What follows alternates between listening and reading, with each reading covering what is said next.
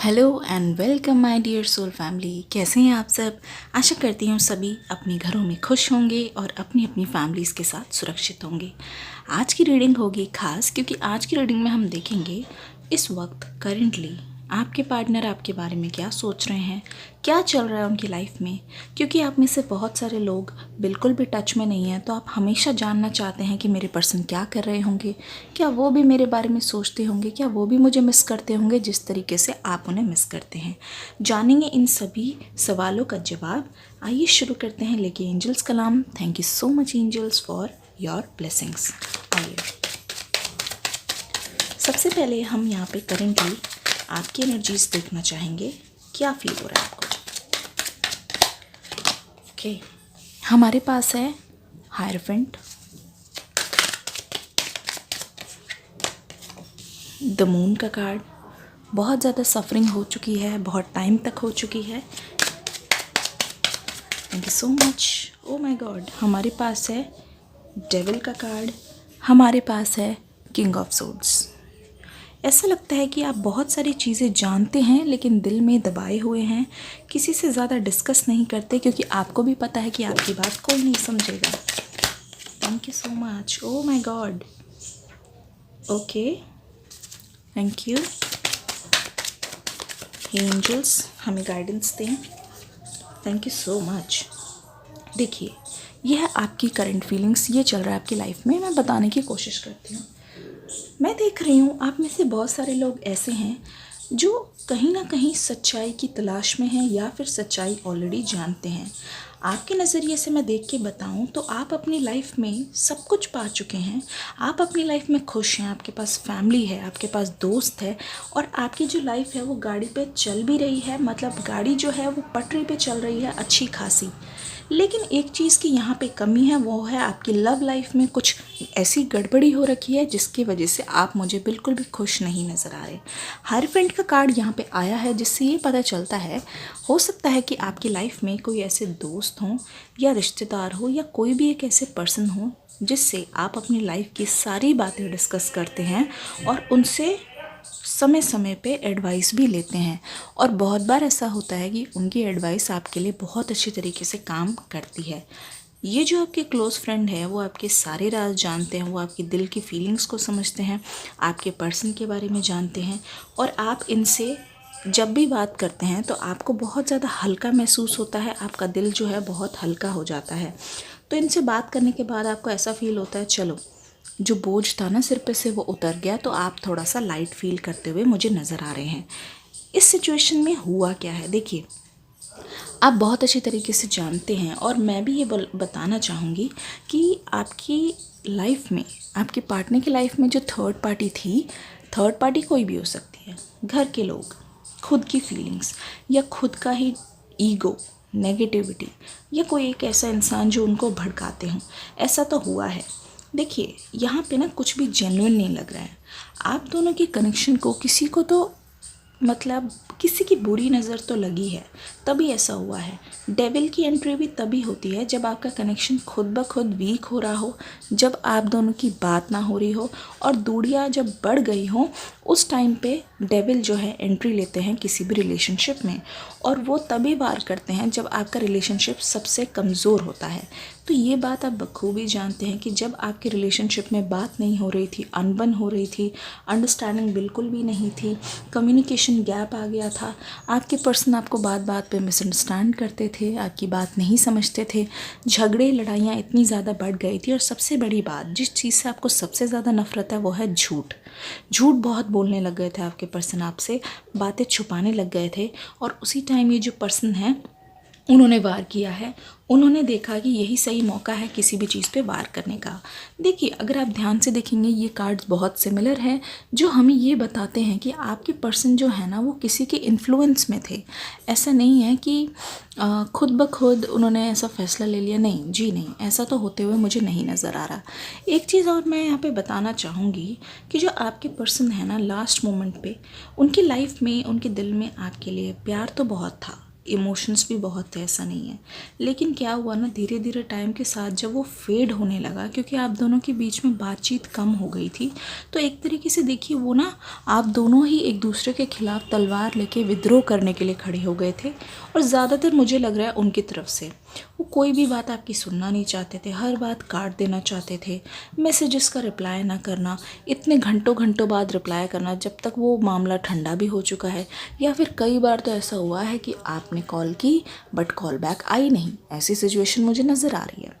एक चीज़ और मैं बताना चाहूँगी, आंखों पे पट्टी पड़ गई, मतलब आप कितना भी प्यार से समझाते उनको समझ नहीं आता। क्योंकि अगर आप ध्यान से देखेंगे, आप दोनों के बीच में आपकी तरफ से प्यार, बेइंतहा प्यार, और उनकी तरफ से जो पैशन था धीरे धीरे बुझने लगा। क्योंकि आप दोनों ना कहीं बेड़ियों में जकड़े हुए हैं। देखिए ध्यान से, उनके गले में भी बेड़ियाँ हैं, वो चाहें तो उसको निकाल सकते हैं, ये जो पट्टी है वो चाहें तो निकाल सकते हैं। लेकिन उनकी तो उस समय विपरीत विनाशकारी बुद्धि हो रही थी, उनको कुछ भी समझ आना बंद आ गया था। इसलिए यहाँ पे दिखाया हुआ है सोर्ड्स वाली एनर्जी, और इसीलिए यहाँ पे दिखाया हुआ है कि उनको कुछ भी चीज़ समझ नहीं आ रहा था। यहाँ पे है किंग ऑफ सोर्ड्स।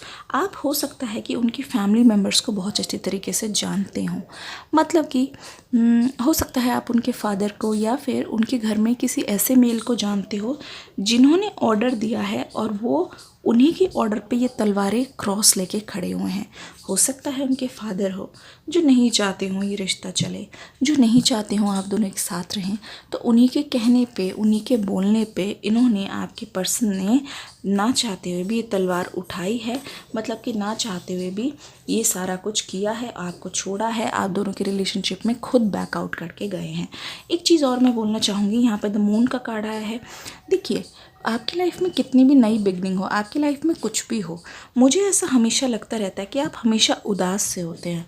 आपको हमेशा कोई भी काम कर रहे हो लेकिन आपका मन, आपका ध्यान उधर ही होता है कि मेरे पर्सन ने ऐसा क्यों किया, क्यों वो मुझे छोड़ के गए, क्यों उन्होंने मेरे साथ ऐसा कर दिया, मेरी तरफ से एटलीस्ट क्या कमी रह गई थी, मैं तो उनके पास भी नहीं गई थी, या तो गया था, वो खुद ही आए थे प्यार का ऑफ़र लेके, बट ऐसा उन्होंने क्यों किया।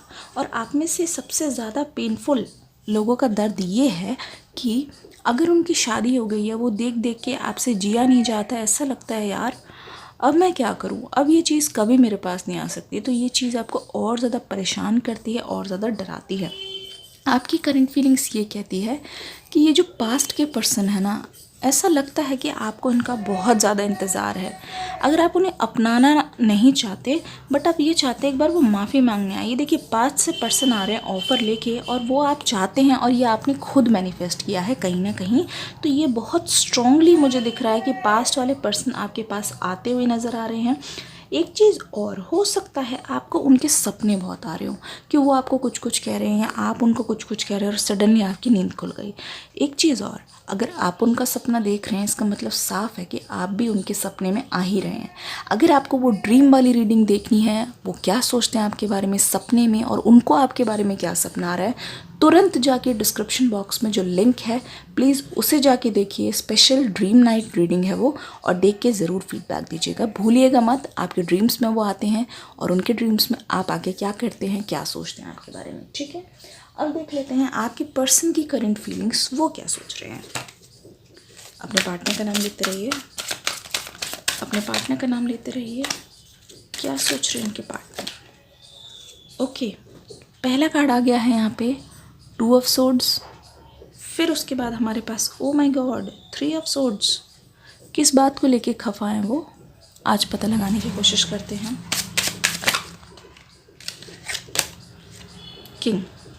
King of wands, O my God, समझ आ गया है हमें क्या हो रही है सिचुएशन। अगर आप ध्यान से देखेंगे, यहाँ पे 2 ऑफ सोर्ड्स आया है, यहाँ पे भी 2 ऑफ सोर्ड्स, मतलब उनके मन में भी ये बात चल रही है। ओके, किंग ऑफ पेंटिकल्स, क्या सोच रहे हैं, thank you. Night of cups, देखिए 2 ऑफ सोर्ड्स उनकी तरफ से भी आया। हम बताते हैं इसका मीनिंग क्या है।